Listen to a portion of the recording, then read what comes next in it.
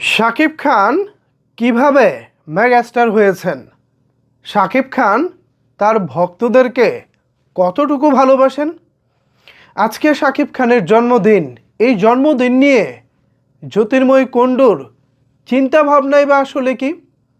এই সব কিছু নিয়ে এবার গণমাধ্যমের সামনে মুখ খুলেছেন শাকিব খানের প্রিন্সের নায়িকা জ্যোতির্ময়ী কুণ্ডু। তিনি কি বলেছেন চলেন আগে শুরুতে জ্যোতির্ময়ী কুণ্ডুর বক্তব্যটা আপনাদের সামনে তুলে ধরা যাক, এরপর এই বিষয়ে বিস্তারিত আলোচনা করব। তার আগে আজকে মেগাস্টার শাকিব খানকে জানাতে চাই জন্মদিনের শুভেচ্ছা। Happy birthday to you dear Shakib Khan, happy birthday to you dear Shakib Khan, happy birthday to you dear Shakib খান।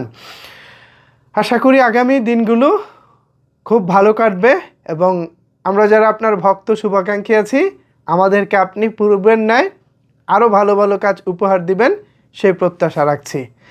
তো ভিউয়ার্স, এবার চলেন জ্যোতির্ময়ী কুণ্ডু কী বলেছেন আপনাদের সামনে তুলে ধরা যাক। জ্যোতির্ময়ী কুণ্ডু বলেছেন, আজকে শাকিব খানের জন্মদিন এবং তাকে আমি অ্যাডভান্স বলছি হ্যাপি বার্থডে।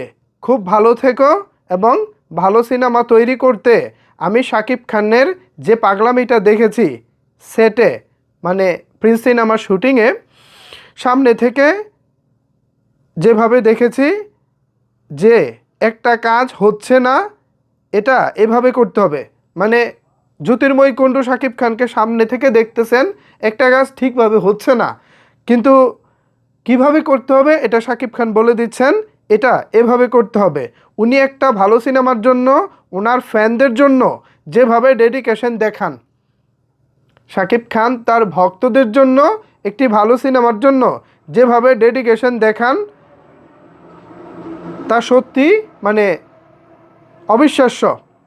এবং তিনি বলতেছেন এতটা ডেডিকেশন না থাকলে উনি মেগাস্টার হতে পারতেন না, এটা আমি সামনে থেকেই বুঝতে পারছি। মানে জ্যোতির্ময়ী কুণ্ডু বলতেছে এতটা ডেডিকেশন না থাকলে উনি মেগাস্টার হতে পারতেন না, এটা আমি সামনে থেকে দেখে বুঝতে পেরেছি। সত্যি মেগাস্টার শাকিব খানের ডেডিকেশন না থাকলে আজকের এই শাকিব খান এই জায়গায় আসতে পারতেন না। এবং শাকিব খানের জন্মদিন আজকে। শাকিব খান দেশে নেই, তিনি এই মুহূর্তে মালয়েশিয়াতে আছেন। সেখানে তিনি তার আপকামিং সিনেমা রকস্টারের শুটিংয়ে ব্যস্ত সময় পার করছেন।